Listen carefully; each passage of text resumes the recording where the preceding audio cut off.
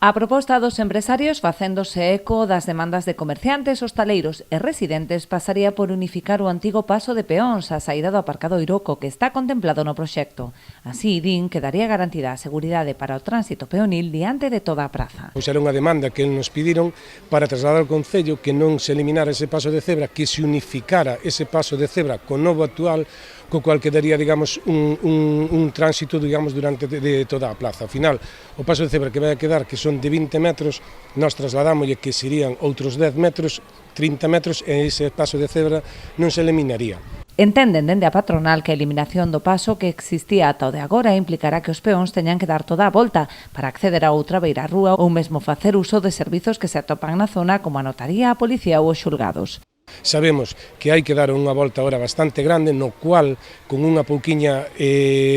reforma no cual estaban facendo esa obra, non levaría ningún